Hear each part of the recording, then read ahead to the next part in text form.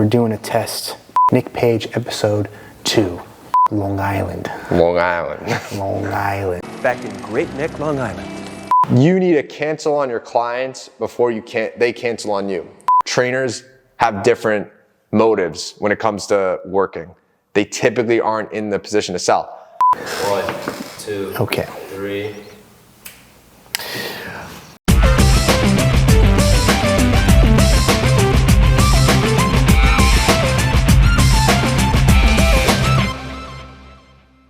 Hello, welcome to Gym World Worldwide. I am your host today, Mateo Lopez. We're coming at you live from the basement. We're here in Ronkonkoma, out on Long Island, visiting my friend of the show, Nick Page, at the Trainer Page Gym. How's it going, Nick? Everything's great. Everything's great. Thank you for coming to my dojo. Oh yeah, thank you for having me for the Mojo, what is it? Mojo Ninja Palace Dojo? Anyway. Ken's Mojo Dojo Casa House. So I think it's a tragedy that your first episode with us, we did it a year ago. Granted, the channel was a lot smaller than it is now. Only has about 300 views on YouTube, and I think that is an absolute tragedy because you were dropping some fire knowledge on that episode. We talked a lot about Instagram, marketing without spending ad dollars, and I think there's a lot to learn, especially because your space also, it's tough. You're in a basement. There's not a lot of signage outside. You kind of have to know where to go. I'm excited to have you back on and chat a little bit more about your gym. So I think a good place to start is tell us a little bit about the gym. When did you get started, actually? You got started, you were a personal trainer first, right? Yeah, so I started in 2018 as an independent personal trainer. But I always like to say, like, I went into it with like a business mindset. Like, I want to be a personal training business. Yeah. So, you know, I said that out loud. Facebook ad pops up for some one-on-one personal training program. And that was in 2018. So that essentially, that was like my life savings of like $6,000 or 3 payments of $2,000, which made it a better pain. But so you devoted your savings to like a gym guru. Yeah, it was like a mastermind. Yeah, and realistically, you could tell, like, I mean, looking back, like, I mean, they're not in business anymore. Like, I think it was one of those like fad, trendy things. But they essentially were like, we'll get you leads for personal training. We'll teach you how to sell a 12-week program, and we'll get you clients. And the problem was I didn't have a name, a brand. I didn't have a location. So I was actually like going, like, if you called me up, I'd be like, where do you work out? They'd be like, LA Fitness. I'd be like, cool, meet you there. And I was literally driving there, printing out like 3-day passes. And then I got kicked out of multiple LAs. Oh, wow. You were finding clients and training with them at the gym they were going to. It was really bad. Like I just made a little speech about this at an event we had with our members, and I literally I have to find this at my parents' house. I have the folder of like probably 50 to 100 free session people that said no in the beginning. Cause like, I mean, the program, the sales pitch was it's $2,500 for unlimited one-on-one PT for 12 weeks. Oh, right. Which like at the time, like I wasn't even knowing what I'm selling, and I never sold, that amount of money was like, oh my God. And it was like, sign up today, it's $1,500. So yeah, people were just like, are you out of your goddamn mind? Cool. It was just a tragedy. And then after like 3 months of getting a bunch of no's, I finally was able to train out of like a little facility and rent the space out. So, but yeah, that's essentially where it started from. And then when I listened to Grant Cardone's book, To Sell or Be Sold, helped me redirect, the sale. I got 5 clients, was like, oh my God, this is great. Then 5 turned into like 30. I hired my first part-time trainer to help me train at night, which was really cool. And that was like the end of 2018, going into 2019. I got the opportunity to build out a mini gym out of the place I was renting out of. So I went all in with that. I think I spent maybe $30,000, $40,000 in debt on that. And that was in 2019. And halfway through, so like it was like a loft. So the second floor was where we did one-on-ones. The very small first part was like 600 square feet. So I can only fit 6 people. So I got like 6 steppers, 6 sets of dumbbells. And we were marketing this small group training known as sweat therapy sessions or classes. And we were, it was me and 2 part-time trainers, like had no idea. Like we were next to a dumpster. Next door was a cesspool guy. I had to like hand paint the parking spots in the lot because people needed to park in like specific spots. And then I actually went to a conference in 2019. It was a Bedros Keuilian conference, the founder of Fit Body Bootcamp. And I think just being there, like, kind of raised my standard and realizing, like I went all VIP, I put it all on my Discover card. And then I came back and I was like, you know what? This is towards the end of 2019. I was like, I can't grow here. So I went out into the market and a client actually told me about this space that we're in right now. And it was still, from a cost perspective, it's very cheap. But at the time, it was more than what I was paying. Right. Like, it was, and I actually left the build out that I did, and the owner of the building was like calling me stupid. He's like, dude, you just spent all this money. Like, what are you doing? And I was like, I just need to get out of here. And then February 2020, moved right in, all excited.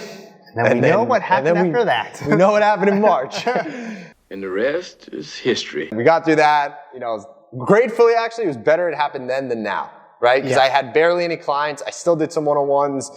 I was able to float it through. I didn't have to lay off a ton of employees. There was 2 part-time people that just stopped working. So I'm grateful it happened then. And then in the early stages. Yes, and I learned a lot about sales during that time. And then when we reopened from end of 2020 to 2022, that was still a kind of a rough period. So we were stuck around like that 20K top line, 25. But we were doing a lot of one-on-ones and very minimum large group training. And then at the end of 2022, I decided to go all in on large group. We kind of fizzled out the one-on-ones, and now that's what we specialize in, just large group training. You went into quite a bit of debt then. Oh, yeah. So the day one, you go into debt to invest in some mastermind. Yeah. Didn't pan out. Then, I did make back, I remember I made like $7,000 in my TD bank account, and I was like, okay, I made my money back. Okay, sweet. I got my business like LLC, I had a business bank account, and then got my business credit card just to rack that baby up. Yeah, so. And so then the new space the space you rented out of, you invested money building that out as well, the little corner of the... I was able to get half of it. Okay. And then the owner was like, listen, this is all on you. And then rent was going to be $1,500, but again, it was my cost to build it out. So I had to build these walls around this loft to separate it. I had to put stairs in, a door in the side of the building. I kind of got screwed in the whole process, looking back. Now I probably would have helped them do some improvements. Yeah, because there was no heat or AC, and there was actually no bathroom, and so it was I had a reflection of okay, it is so cold in here that people literally need to wear gloves in the winter to grab the weights, and I really don't have an access to the bathroom, and I was like, why would someone come here and sign up? And I still had some clients, and I was like, okay, I think I just need to get out of this entire thing. There's no way around it. Because they were like, you go pay to build a bathroom. And I'm like, I'm not spending $15,000 I don't have to build out a bathroom. So I realized I needed to get out of there. So the lesson there is finding the right space is hard. Yeah, and I think it's very important. It's very important. Yeah. I think you've taken some of those lessons when I look around the space that you have now. It's very apparent that you've put a lot of attention into making it feel welcoming, but also when the class starts, making it feel really, really cool. Yeah. And I imagine that came from having a space that was not cool to bring clients to. And then he wanted to have a space that was cool to bring clients to. No, not being embarrassed. And it's funny because... not being embarrassed. Yeah. And it's crazy because that was such a thing foreign to me, understanding that, how your studio looks, how it feels, how clean it is really does matter. I guess I'm a guy's guy, and I used to train people with nothing. So it was kind of I didn't think that was, I didn't think it was important. And it wasn't until the end of 2022, I mentioned something about a price increase or something to my team, and they all were not about it. And I was like, they don't understand business, blah, blah, blah. And then I called a meeting and I said, here's a piece of paper to name every single thing that needs to be improved in the studio, that if it was improved, then you would understand that the prices can be raised, or you guys would appreciate and understand why. They said the floor needs to be changed because we used to have rug here. We used to have literally Amazon LED lights that were the LED cool lights. Just equipment-wise, we didn't have much. And, going into 2023, I invested, I think it was up to $50,000-$60,000 into renovations. And that's kind of where I was like, you know, making my point of like, we're doing this. And that's when we had this massive accumulation of growth, you know, not just from the improvements, but I think it was part of it. Yeah. Okay. So did you take on loans? This is mostly just credit card debt in the beginning. Yeah. Credit card debt in the beginning, always reinvesting in the business. I mean, I didn't know my numbers like, you know, how I have it now, but you know, I think every business owner is always like, oh, I'm just reinvesting into the business. It's like, it's probably because you're not making profit. But truthfully, when it came to that, I did get a credit line. Okay, sweet. Which, through Chase, which like, I was grateful because when I was actually looking to move into this location, I did not have the funds to move in. And I applied for every possible loan there was, and I got constant denied, which just made it worse, like on like the reports. And luckily, I was able to get like $4,000 loaned to me from my father, who I paid right back. There you go. Yeah. So I had to get resourceful. Yeah. Sometimes you got to go looking under the cushions for some cash. So the model's changed a bit, right? You started off with one-on-ones, then you were doing small group. Or it was kind of into large group. It was, we could take a lot of people, but there wasn't many people in here. So we did kind of at one point tailor like, hey, it is a smaller group. Actually, when we reopened from COVID, we had like 18 spots available. We taped out literally 18 boxes. And then when we ripped the tape up from the carpet, there was literally still boxes there. But then as COVID like was kind of getting worse again or whatever, like it was almost whatever. We decided, hey, let's only do like, I think maybe 12 or 10 in a session. So we were just like, oh, it's more of a small group now. Yeah. And then as we kept growing and, you know, making it bigger, now it's a large group. So it was like kind of that transition period. But if I were to say it's small group, like it's not where we were charging $300-$400 a month for it, how it should be. It was just out of desperate times and measures. So you were forced into small group. There's a total difference, and like I know that a big clear difference of like that stuff when it comes to small group and charging high ticket versus just not having that many people and calling it a small group. So how do classes work? How long are they? How many people in a class? How many classes do you have on the schedule? We have. Walk me through that. Yeah, so we do cap at 30 people in a session. Oh, wow. 30 people. 30 people. It really is large group. Yeah. Okay. So there's 15 in the front half and then 15 in essentially the back half. The workout is, you know, a combination of circuit and strength training. Okay. Really focus on being a little more beginner friendly, on minimum, you know, hard compound movements. You know, we really do praise, you know, and focus on being in a welcoming environment. Yeah. We offer 49 sessions a week, 7 days a week, which, you know, people do, you know, like because it kind of gives the time objection. It's hard to not have time to show up. Right.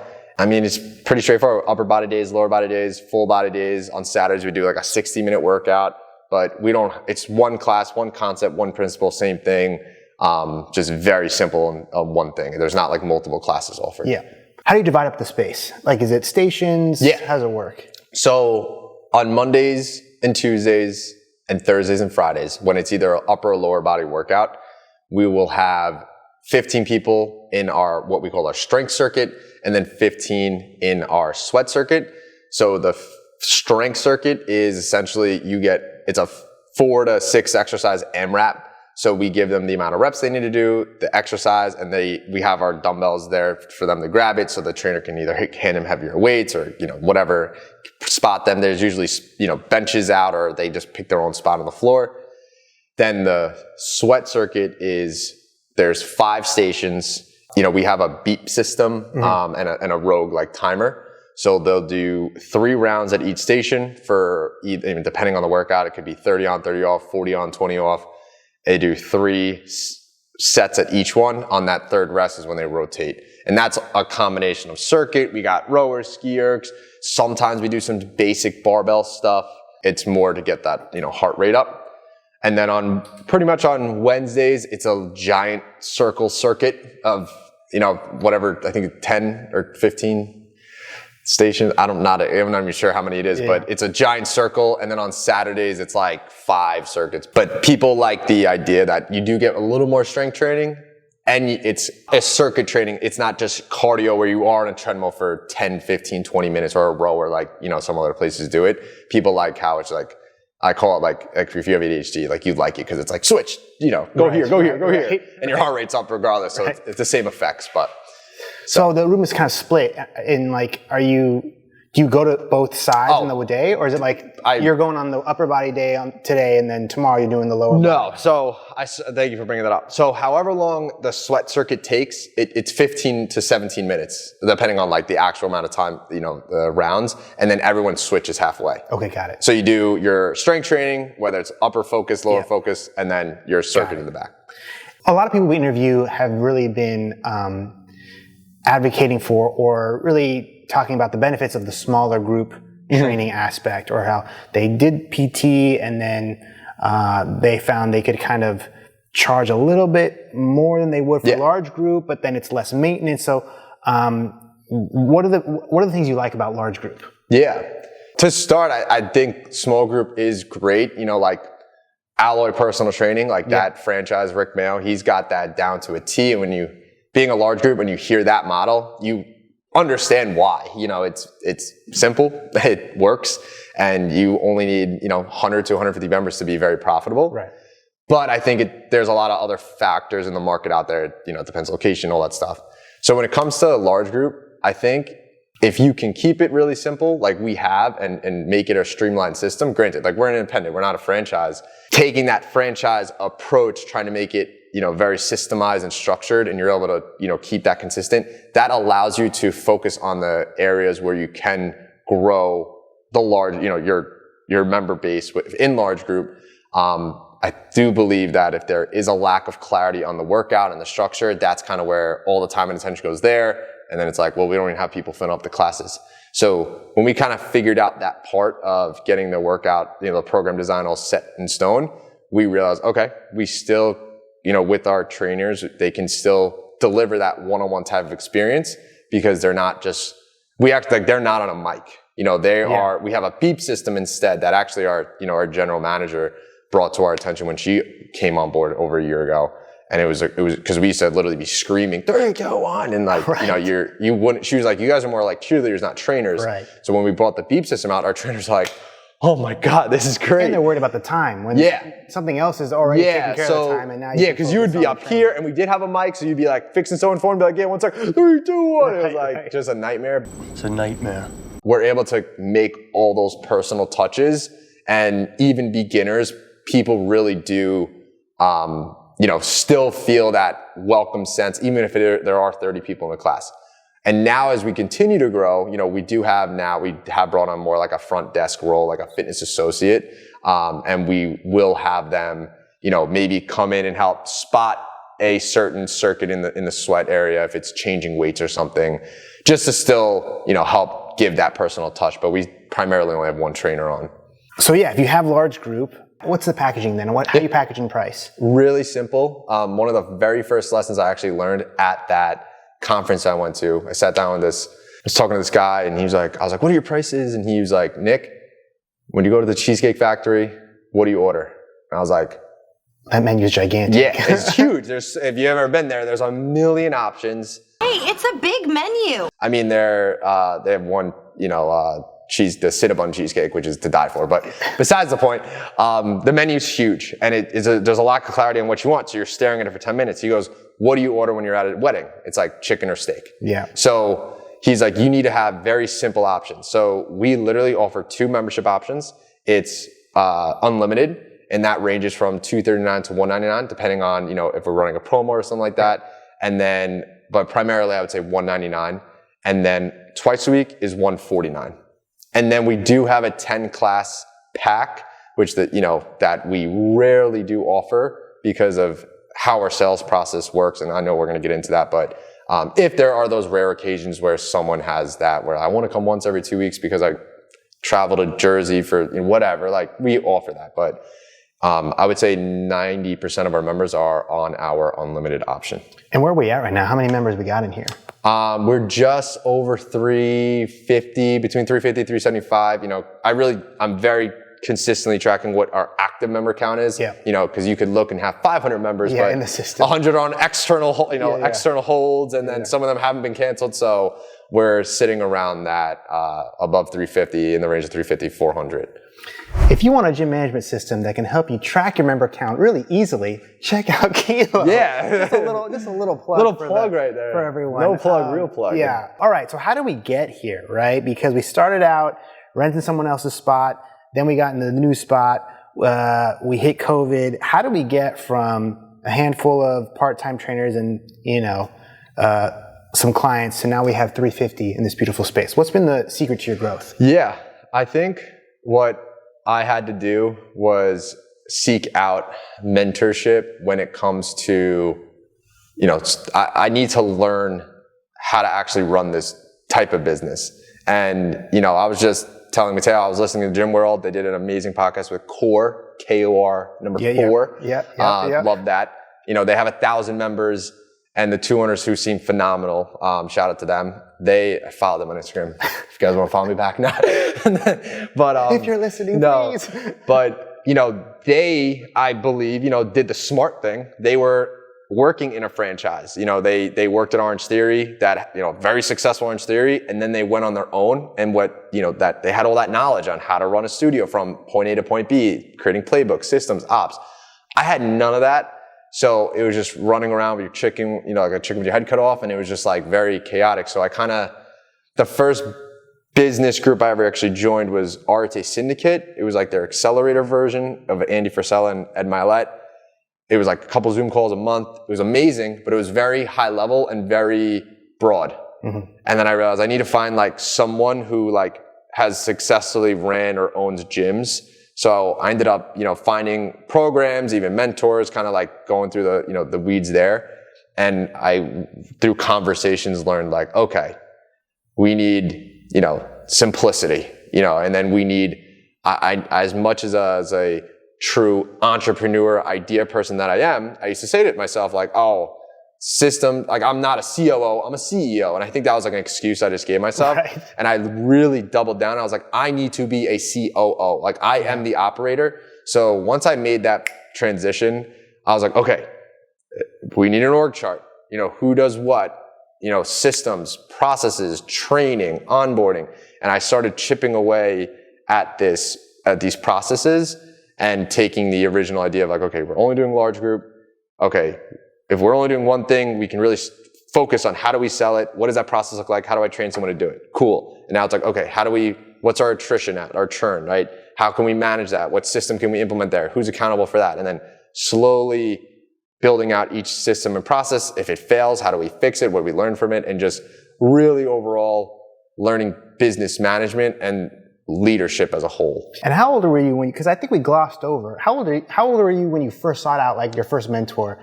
And how old are you now? So I'm 26 now. Not even 30, folks. Not even 30 years old, this guy. I was 19 or 20 when I decided to like get into training. And so I think I was 21 when I went to my first ever like business event. And it was because I had honestly, shout out to one of my best friends, Tyler Andriasi. He gave me my first ever business book, Millionaire Success Habits. I didn't read it for months. And then he was the one that was pushing that stuff. And I kind of was like, oh, let me look into this. And then I was like, oh, this is really cool. So speaking of systems, tell us a little bit more about your, your lead acquisition system, particularly on social media and Instagram. Mm-hmm. When it comes to marketing, I was always sales and marketing focused. And that was actually one of my, I think one of the reasons why it was a struggle in the beginning from opening from COVID was because I was so focused on sales that we were losing members like crazy. Okay, yep. I didn't even know what attrition was until someone was like, what's your attrition? I'm like, what is it?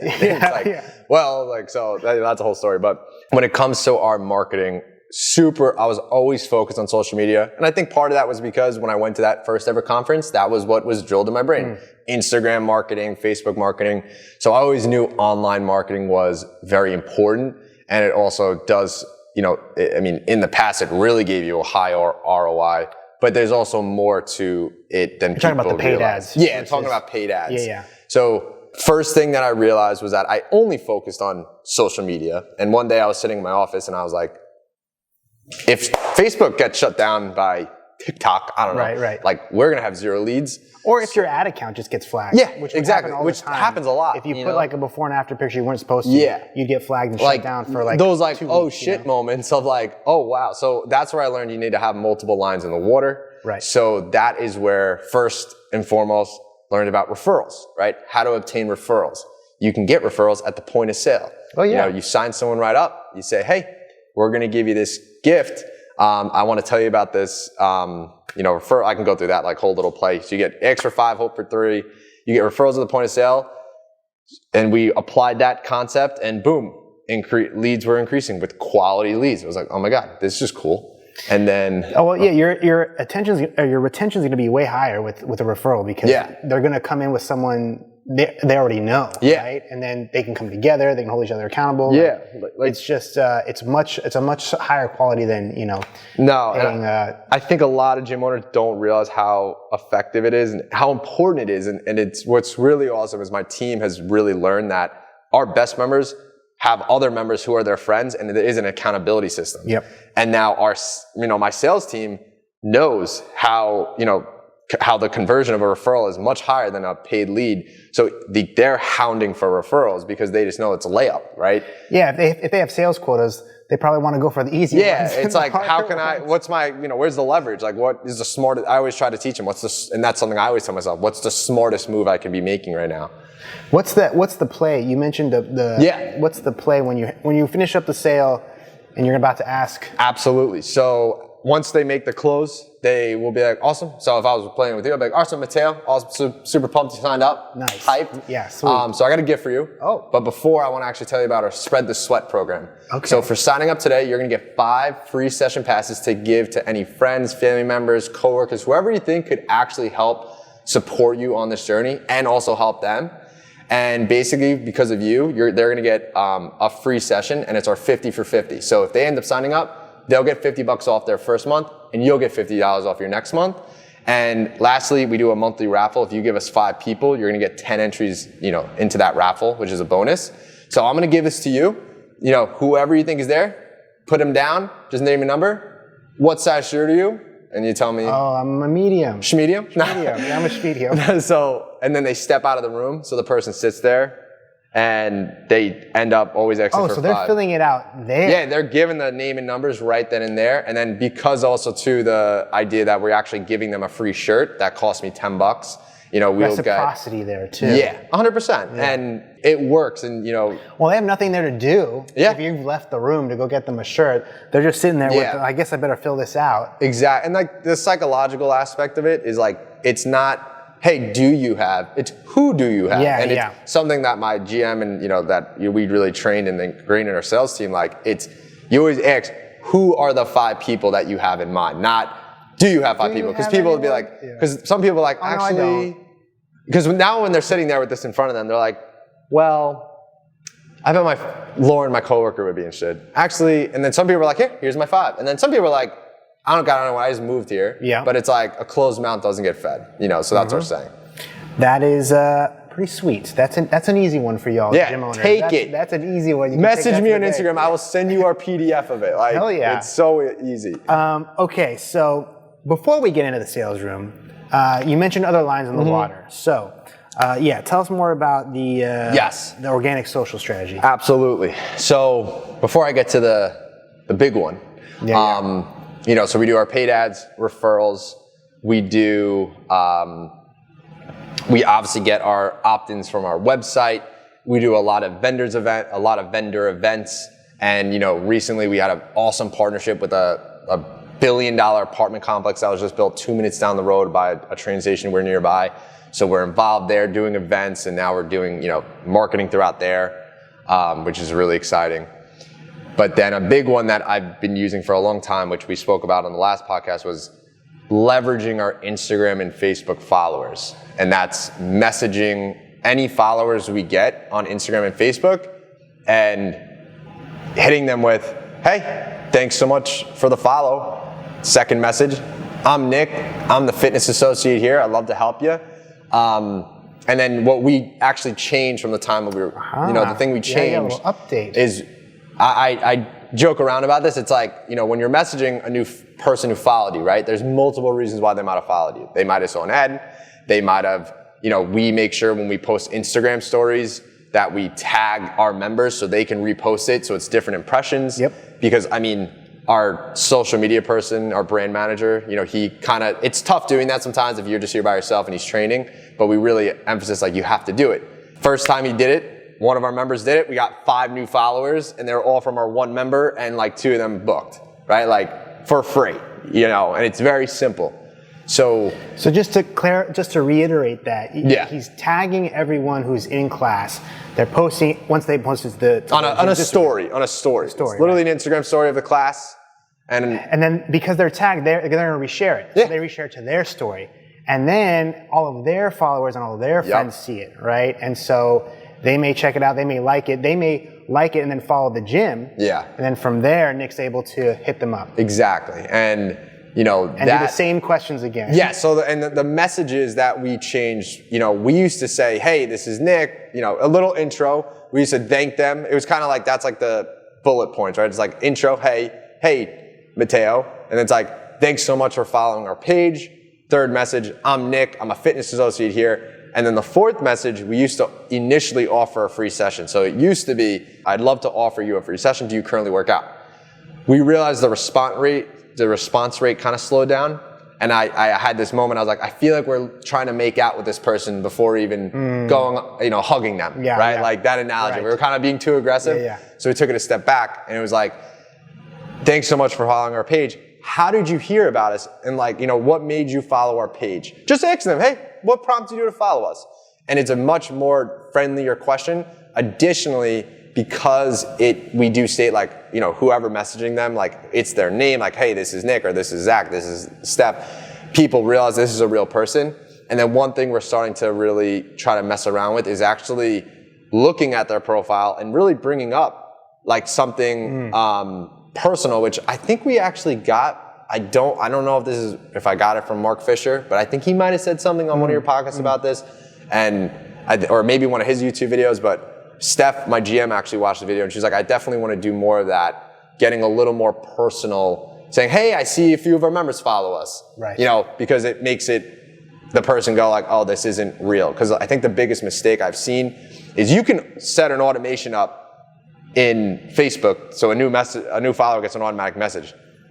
I think most people are not dumb anymore. We know, you can clearly state what's automated, what's not automated. Yeah.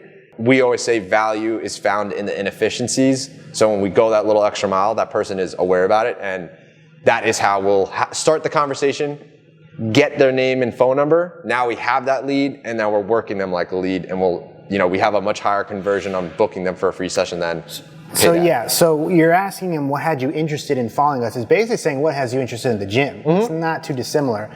So you're basically starting the sales process too. You're starting to get a little bit of sense of what are their goals? What are they struggling with? Yeah. And then from there, so then what do they say? Oh, I just my friend was in here and she seems like she's checking it out and literally it looks fun, or usually it's I saw my friend's story or I saw an ad and I saw a few people that I know follow you, so I thought I'd check it out. And then we say, that's amazing. I'd love to offer you a free session to come check us out. What's your name and number? We'd love to talk to you and get you in, something like that. And they typically will give their information. And then boom, you got the name and phone, you got their phone number, full name, and you work them like a lead. So when someone opts into your website or gives you a call at the gym, I think hopefully at this point, people have some systems where, they filled out a form, I get a ping, I can follow up with them right away. Not everyone's the best at it, and we're all still striving to do our best to be as quick as we can to responding to a new lead when they inquire. When it comes to a follower, how do you maintain that kind of speed to response when someone becomes a new follower on Instagram and you have to go through this the 4 messages playbook we just talked about? Absolutely. So what I did a little differently was instead of just using a standard CRM and having our sales guys reach out to people on the computer. It's definitely can be super efficient from, speed of dial and all that stuff. What I actually did was I actually have, multiple iPhones in the gym. Now, one of them is our main phone number, right? So that's we call it, it's literally a white case. We call it the white iPhone. Our sales guys always have an iPhone in front of them. So now that that if they get an incoming call or a new follower from the notification, they can instantly reach out to them. Plus, when it comes to reaching leads via text or on the phone, we now have the ability to really make it a personal touch by voice memoing them, sending them actual videos, and making it as personal as possible. So you have the two iPhones, the burner phones essentially, and I imagine there's no other apps except the social media apps, and the notifications and the push notifications are turned on for them, and so you can be really quick. If someone's on duty, they have the iPhone. Yep. Your job is to watch the iPhone. Yeah, it's where they make all their calls. We always have a salesperson on for 8 hours essentially. So from 7 to 3, or if it's 5 a.m. to 1, depending on if there's a new prospect. But then we always have someone 12 to 8. So from essentially 7 a.m. for 13 hours a day, someone is in front of a phone and can always be there to make that point of conversation. And I know some people don't have that ability yet. But I mean, if you're an operator as a gym owner, like before I had that, I always had the iPhone on me, and you'd be driving, you pull over, it's like, hey, this is Nick, just like hyper focus on speed to lead, because it really does make a difference. And just think about our minds now, and our attention span is so short, so you really have to be on top of it. And I think I always have to remind my team about that, like quick. So.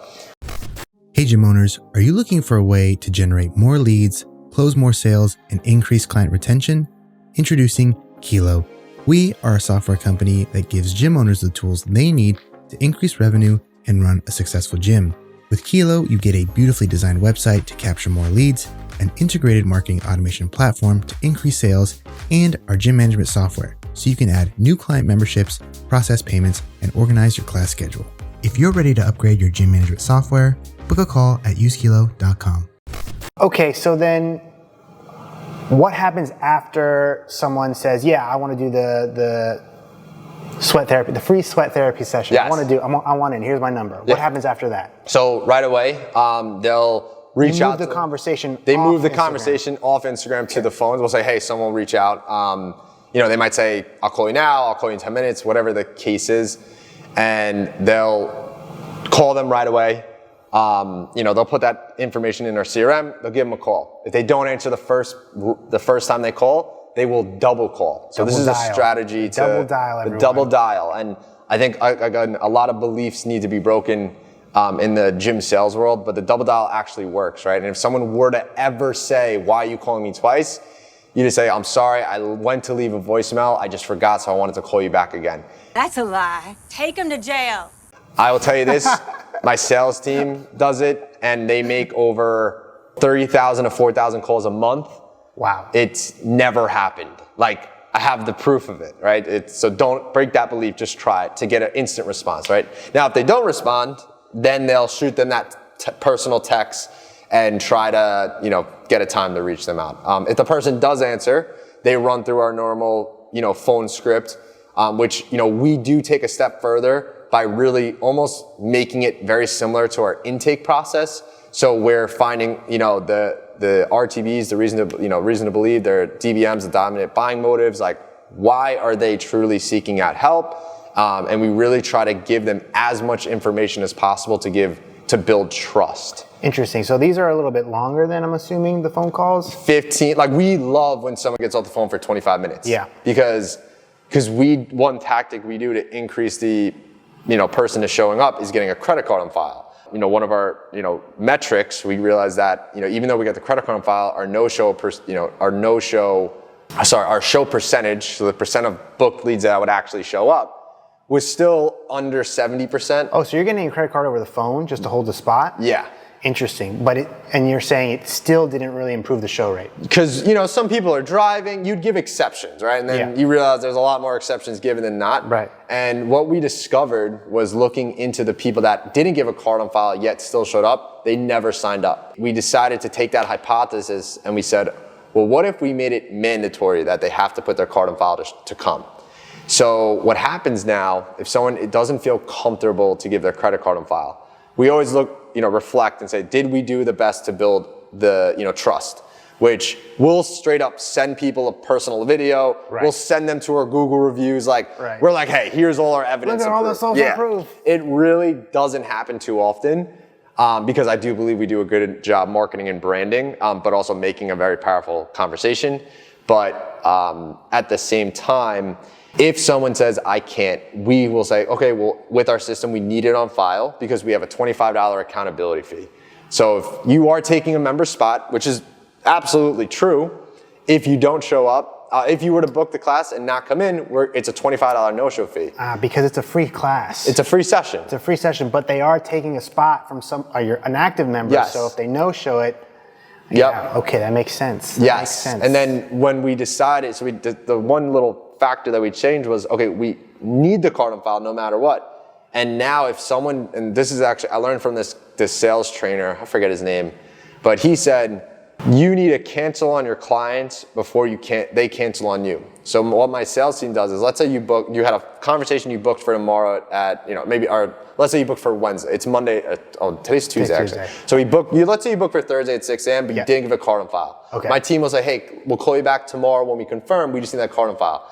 If you don't answer us the first time and we text you again, Wednesday night, they'll shoot you a text saying, hey, Mateo, totally understand you want to come in for that spot. We need that credit card on file. If you do not get back to us in the next hour, we're going to go ahead and cancel your reservation so a member doesn't lose a spot. Sometimes people respond, oh my God, I'm sorry, here's my card. Or sometimes they just don't respond. That's that scarcity mindset. It was a flake anyway, because a lot of those people that aren't going to give the card aren't ready to commit. The people that give the card right away, make it no problem, tend to sign up pretty fast. So that little tactic, the way we track our metrics, made our show percentage a lot higher. So the people that confirm and we have the card on file, we see like a 95% show rate. Granted, if as a whole our show rate might be in the 80%, but a lot of those, we already knew that going into it. You weren't just sitting in the gym going, are they showing up? Mm-hmm. That never happens. Right. Unless it's a last second reschedule. So I put my credit card down. What happens after that? So my class on Thursday. Mm-hmm. Put my credit card down on the phone, hang up, class on Thursday. What happens next? Yeah. So we're going to confirm you 24 hours, the day before your session, right? When you confirm, we'll call you. They're not auto, No. right? Because you have the iPhones. Yeah. So these aren't it's auto not. It's a responders. personal message. Hey, Mateo, you still good for tomorrow at X time? Interesting. You'll say yes. Cool. What we'll do is, because we have normally people have an iPhone, right? Just like I sent you the address here, we send people the direct maps link to our address. So it says the trainer page on the Apple, the message. Then my team will go out, actually, because again, we're in a basement, right? We want people to know where we are. They actually go outside. They come down of their sales office. They come outside in front of the entrance. They go up and they go, what's up, Mateo? It's Nick from the trainer page. Listen, dude, when you get here tomorrow for your session I know you're coming here at 6 a.m. You're going to get here for 5:30. You're going to come right down these stairs into our basement. I'll be waiting for you at the door. Just shoot me a text when you get here. So we're sending a personalized video message to that person to show them exactly where to walk to. They're going to feel super, super welcome. And one thing my GM changed about that the sales guys do is whoever is pitching that person is the one has to send the video. So you already know my face before you come into the studio. Because sometimes it wouldn't be like that. And people would be like, are you Steph? And it's like, no, I'm Nick. And the sales rep is not coaching typically. No. So my trainers do not sell. The sales guys are only doing sales. I kept it very specific because in my opinion, trainers have different motives when it comes to working. They typically aren't in the position to sell. Some are though. My GM, who was a head trainer at F45, who trained 25 sessions a week, saw my job description about being a fitness consultant and was like, I like the sales aspect. I want to just do that. Mm-hmm. So we have it totally separate. Okay, so then, because we're in the basement here. It's a big office building, and there's not a ton of signage, so you have to come down and around the stairs. So what happens? They come in. Because it's dark under here, I'm imagining. Yeah. You got the new $50,000 investment in the lights and the paint and the ambiance. Yeah. So it's looking like a nightclub in here. What happens when they walk in? So our sales rep will typically be right at the front door waiting for them with a clipboard. They come in and with a clipboard. Yeah, with the intake form, right? Yeah. And they're like, they always greet them. We always say the rules, greet them like they're your longtime friend, right? Because that's how people feel more comfortable. Like, hey, Mateo, what's good, dude? How are you? Welcome in, come on in. How you doing? Come on in.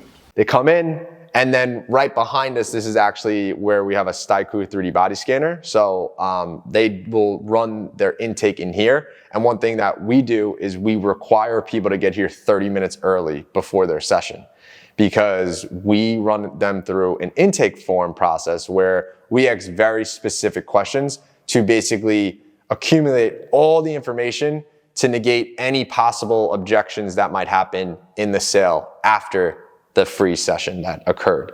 So it's, what are your goals? What are you looking to accomplish? Why group training? Why us? And then why now, right? And then they're giving all these reasons, right?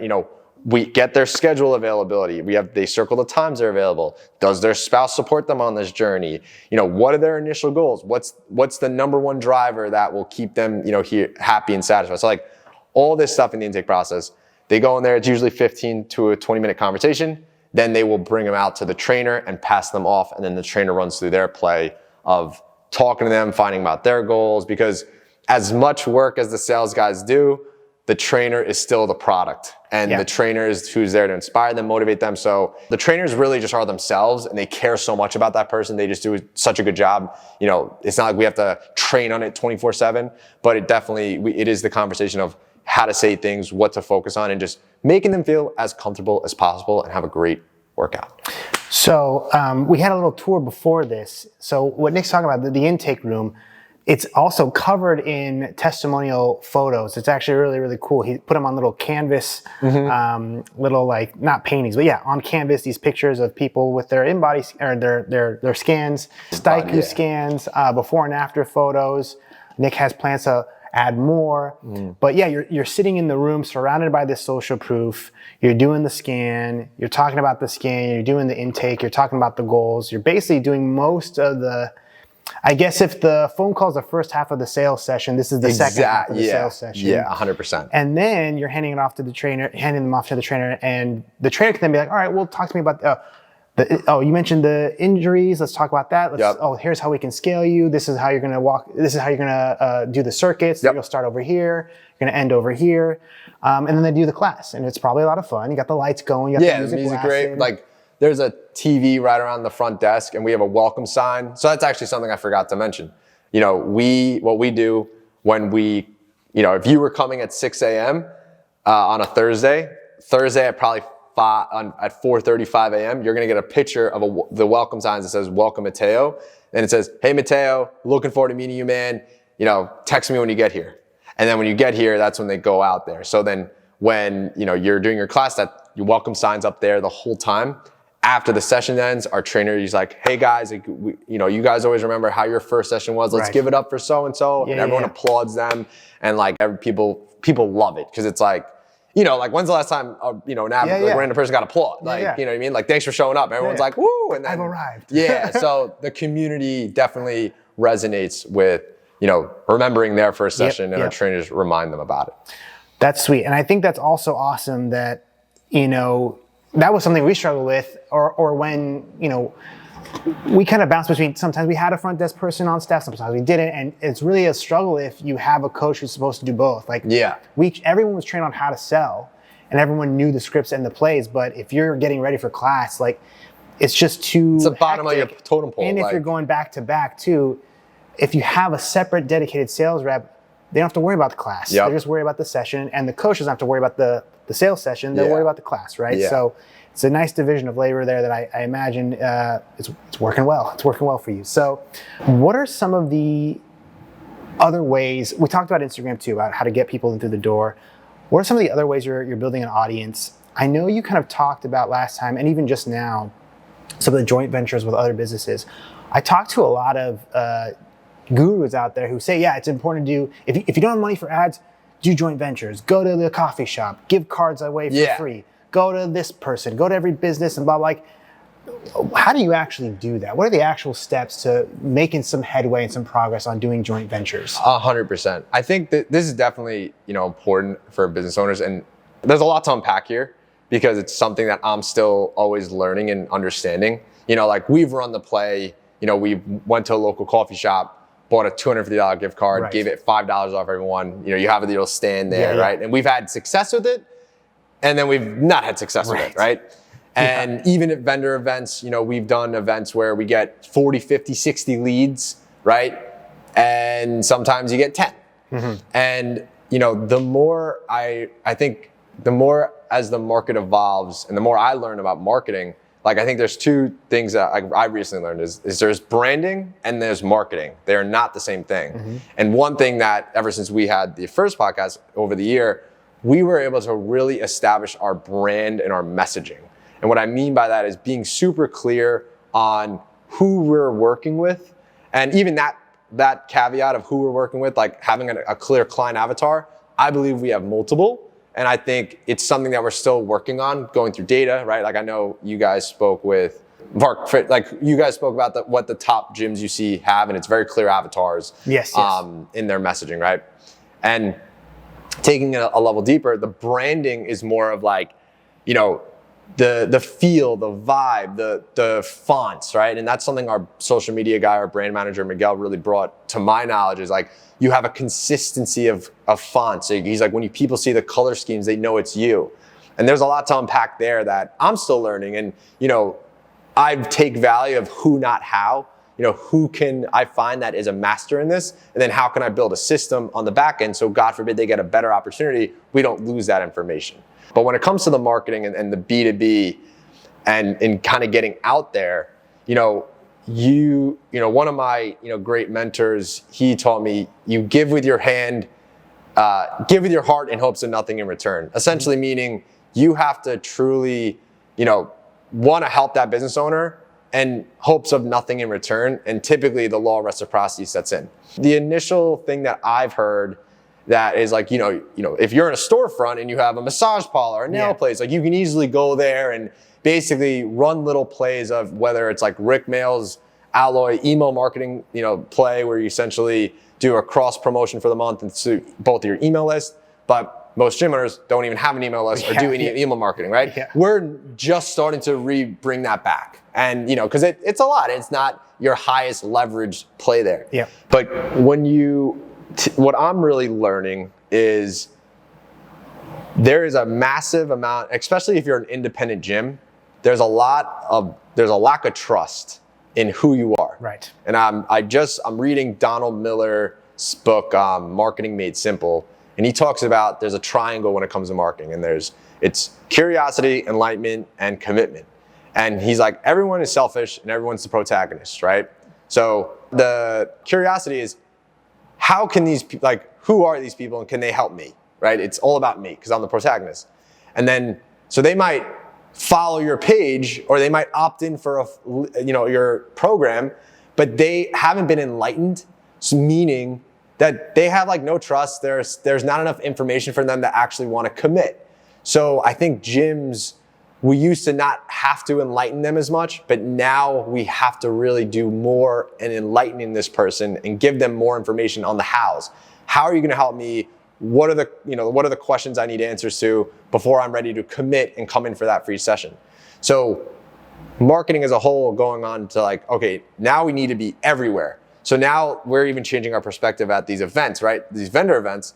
Instead of just asking for the lead, trying to make out with this person, let's give them a funny free gift and then talk to those people that are in that position to commit, but then also just give people a way just to get enlightened and get them information, because maybe down the line, when they want to actually commit, they'll reach out to us. And then when it comes to the going kind of spiraling back to B2B, you can position yourself in a way to just essentially get your name in front of new faces. So, unfortunately, I think we have gym owners and most business owners have such this high expectation of, we're gonna do a B2B and get 100 new members. It's not anymore. It is not like that.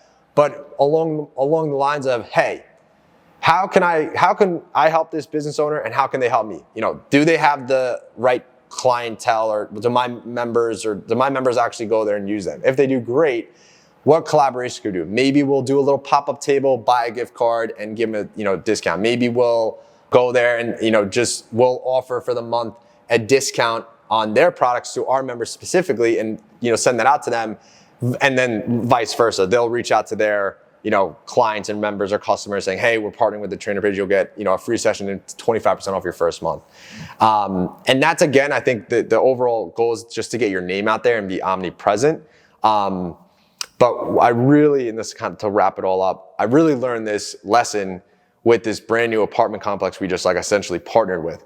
I went there, it's a luxury apartment complex. They have almost 1,000 units in total. There's a bunch of storefronts that haven't even opened yet. 2 just opened. And they wanted to do weekend workouts for their community. So I was able to get in contact with them, and I went there. And this was all this B2B stuff I was learning. And I just said, they took a tour, and I said to them, guys, you do not have to do anything. I will do everything to make this event as successful as possible.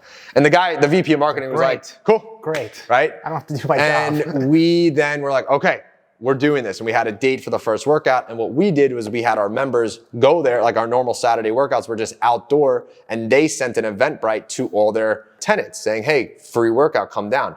So twice a month, we are doing Saturday workouts there. And then we just ran a really cool event there, workout challenge, a community event for our members, but also with their tenants.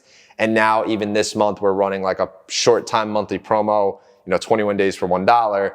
And when we reached out to the marketing guy, hey guys, we're doing this little play. We'd love to extend it to your tenants for the whole month. It's $1 to trial. And she was like, yeah, give us 900 flyers. We'll put it in everyone's mailbox. No cost. No, nothing. And what I realized was from the core, I went into that whole situation just saying, I will do everything for you, and I promise I'll make it successful. And the feedback they got from their tenants was this is awesome. We love these guys. And it's I'm not even in that complex, but I'm in that complex. Right. So that relationship is going to lead to more relationships as these storefronts start to open because we're the first person there. And that's really where I'm okay, this B2B thing is a long-term play. Yes. So it sounds yes. I think the moral there is it takes a little bit of while to wrap it up. And it takes a lot of effort too. 100%. But you'll start to see that you'll be able to reap the rewards later on down the line. As you're becoming more embedded in the community, really is what it is. Because you become known, the conversation goes out oh, you need a gym, this place down there. And right. And I think again, because in this industry, the marketing has evolved over the past 15 years of such 50 cent cost per lead, and I respect because you said or your partner said it. And I actually really respected it. You guys said what we did, however years ago to run our gyms, probably wouldn't work today. Yeah. And I respect that at such a high level because it is true. And I mean but who's really smarter, right? I always say all the time, I wish I could open my gym knowing all this stuff in 2013. Right. Because you would have 1,000 members like this and you can go to your second location, but it's different. And I think we're also learning from people who had that. And it's we have to all, extend our time horizons on growth because it is a challenge and it's hard. And I feel for you. I know what it feels like. So speaking of growth and having 30-person classes and having a sales rep, I think something Nick left out too, is you got the office upstairs now too, where you're handling some of these conversations and you're also able to meet with your team. What is the size of the staff and how do you delegate responsibilities? Yeah, so we have 8 people on staff. So essentially we have a general manager. And then she was she actually got internally promoted. But I was hiring for 3 months to see what was out there. She takes on all the day-to-day. So it really replaced that was my role. She took out of the picture. Then we have essentially our leadership team. So that is our top 3 trainers that are trainers, but also have another role. So we have one that's a head trainer program designer, right? So she does all the workouts. Then we have a member success manager, right? So she manages all the new members because we have we really focus on accountability. The new client journey. Yeah, client journey, exactly. She really does, kickoff calls with them. She actually handles attrition when someone wants to cancel. So she pulls back up, the reasons why they started and hopes to save it. And then we have our brand manager who does all our social media, branding stuff, things like that. Then we'll have part-time trainers. And then we have our fitness consultants, which is our sales guys. And then additionally, we just added on a fitness associate role, which is essentially front desk, but we're going to be using that down the line to really bring people who want to get into training with no experience as a starter role, and then they can run through, a 4 to 6 month kind of internship thing to learn how to actually train from no experience. And how do the sales guys get paid? They get paid an hourly base, and then they get 20% of their total monthly sales commission, of total monthly sales of the membership. So, if they hit their bonus, so they have a quota and then a bonus. If they hit that amount for the bonus, they'll get 25%. And then additionally, we have like weekly bonuses if they hit their amount of bookings they need to make per week. For the sales guys, or for the packages, sorry, do you have any commitments, or it's just the first month's 99 and you keep going 99? And we're in a really tough, I would say we're in a tough market. And, the second we bring up a contract, people typically turn around and run away. I will bet on our service. Our service will sell itself over time. So we use that to our advantage, and we tell people that sign right up, listen, there's no obligation your first month. If you don't like this or this does not go the way you think, we will refund you and even go, cancel it and go as far as refunding you if you're not happy. So there's no loss, right? And then after that, it's a 28-day cancellation policy. So pretty standard. Okay, gotcha. So it's the commission is based off that first month. Yeah, and I do take a risk, right? And I mean, if that person does actually cancel and refund, that sales rep will lose that sale. It never really happens. All right, so we're at 350-ish members, right? We've got this badass sales team, we got the badass space, we got the badass office upstairs. Yeah. What's next? Are you still trying to sign up 30, 40 people a month? When do you cap out here? Yeah. So right now, kind of what we're focusing on is just kind of working on like the season cycle within the business from Q1, Q2, Q3, Q4. Like, what do we have to do differently based on the demand, like the time of year? Because August was tough. Yep. Who wants to sign up for a gym at the end of August? Yep. We know 100% we can hold up to 450, 500 members. And that's kind of our next big phase into growth. That was reinvesting into the team. Mm-hmm. And that's why we promoted the general manager. Like I said, just really trying to absorb this marketing information and, thinking more long-term and seeing consistent growth, quarter over quarter, depending on the season and the cycle and things like that. For expansion, to be honest, we don't have any plan on a second location. Just because sometimes, from my, what I've heard, I don't think it's actually the smartest move, because based on our numbers, I know we can be very profitable. Yeah. And you don't always have to do it. Yeah, and as much as I love the gym business, I'm not married to it. And, I eventually, will pursue other endeavors and things like that. So, I would rather have one really successful location that's very profitable and that allows you to do what you want next. Exactly. Yeah. Keep it simple. So keep it simple, folks.